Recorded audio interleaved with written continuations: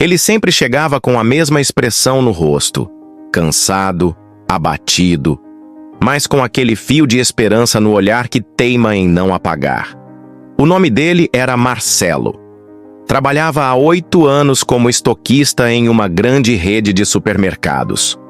Todo mês, o salário mínimo pingava na conta, exatos R$ 1.320, mal o suficiente para pagar o aluguel de um quartinho nos fundos de uma casa geminada. O restante era dividido entre o que dava e o que faltava. Nunca sobrava nada. E foi numa madrugada abafada de quarta-feira, depois de uma jornada de 12 horas empilhando caixas, que ele olhou para o extrato bancário e viu o saldo. R$ 27. Só 27. Uma quantia que não comprava nem a própria passagem de volta para o trabalho. No dia seguinte, ele chorou. Mas não foi aquele choro escandaloso. Foi um choro quieto que escorria com vergonha. Naquele instante, Marcelo não sabia ainda, mas tinha atingido o fundo do poço. E o fundo, muitas vezes, é o melhor lugar para decidir que nunca mais vai afundar. Os dias seguintes foram como um chamado invisível. Marcelo começou a observar o que nunca tinha observado. Percebeu, por exemplo, que gastava R$ 12 por dia com o cafezinho da manhã na padaria da esquina. Isso dava R$ 360 por mês, quase 1/3 do salário.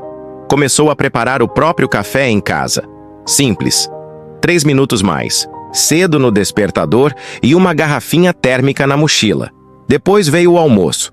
Ao invés de comer no restaurante da firma, passou a levar marmita. Era mais esforço? Era. Mas economizar R$ 25 por dia significava manter no bolso R$ 750 todo mês. E aí veio a ficha. Ele não precisava ganhar mais agora. Ele precisava aprender a não desperdiçar. E esse aprendizado mudou tudo. Em menos de 30 dias, ele juntou R$ 1.000, algo que ele nunca tinha feito antes. E pela primeira vez, sentiu um poder diferente nas mãos.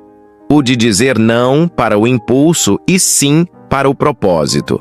Mas é claro, juntar dinheiro sendo pobre não é uma linha reta. Marcelo teve recaídas.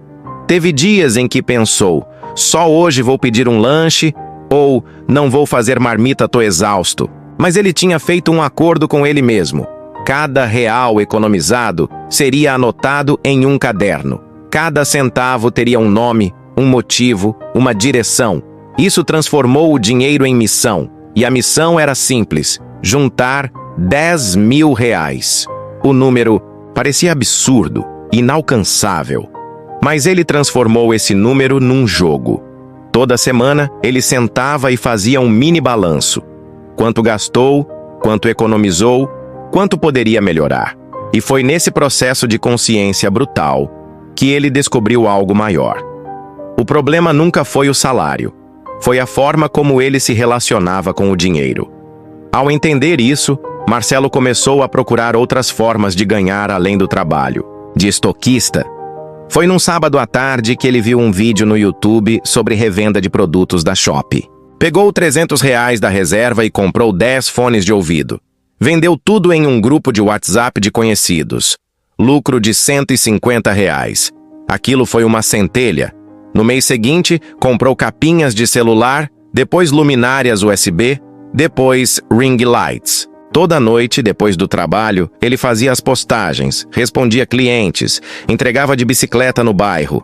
Marcelo dormia pouco, mas acordava com outro brilho no olho.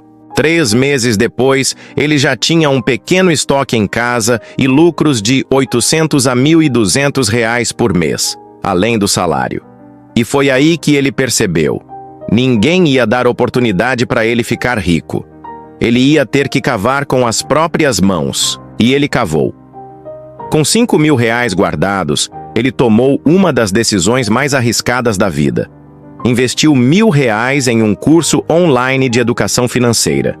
Era tudo o que ele tinha acima da reserva. A família achou loucura.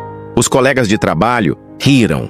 Mas Marcelo entendia que, se não aprendesse a fazer o dinheiro crescer, ele voltaria sempre para o mesmo ponto. O curso mudou a forma como ele pensava. Ele aprendeu sobre juros compostos, fundos de emergência, renda variável. Aprendeu o que nunca ensinaram na escola nem na vida.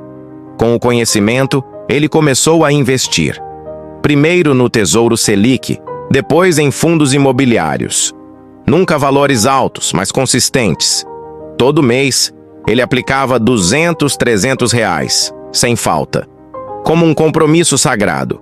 E então, um ano depois da madrugada do desespero, ele acordou, abriu o extrato e viu o que parecia impossível.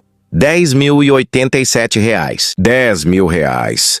Ele olhou para a tela por minutos. Chorou. Dessa vez, não de tristeza, mas de orgulho. E o mais impressionante não foi o dinheiro. Foi a transformação. Marcelo não era mais o mesmo. O homem que dependia do salário mínimo, hoje, era dono de escolhas. Ele entendeu que riqueza não é quanto você ganha, é quanto você domina, quanto você entende, quanto você faz com o pouco. E mais do que isso, quanto você se recusa a viver como vítima do sistema. O pobre não precisa esperar uma grande oportunidade. Ele precisa aprender a transformar o pouco em muito. Essa frase, ele escreveu num papel e colou no espelho. E todo dia, ao se olhar, ele lia. Porque a liberdade começa na mente, passa pelo bolso e explode no coração. Se você acha que essa história parece inacreditável, é porque talvez você nunca tenha tentado com verdade. E talvez hoje você esteja aí, no mesmo ponto que Marcelo estava, cansado, endividado, frustrado. Mas eu te digo com toda a alma, dá para sair do salário mínimo, dá para juntar R$ 10.000. Mas não é com mágica, é com decisão, com dor, com noites mal dormidas e dias de renúncia. Mas no fim, vale cada segundo, porque você não está só juntando dinheiro, está juntando respeito próprio, está juntando liberdade, está juntando a chance de viver a vida que ninguém acreditou que você merecia. Se isso te tocou, é porque esse vídeo precisava chegar até você. Você já viveu algo parecido com essa história? Então comenta aqui embaixo. E se inscreve no canal, mas só se tiver coragem de mudar de verdade.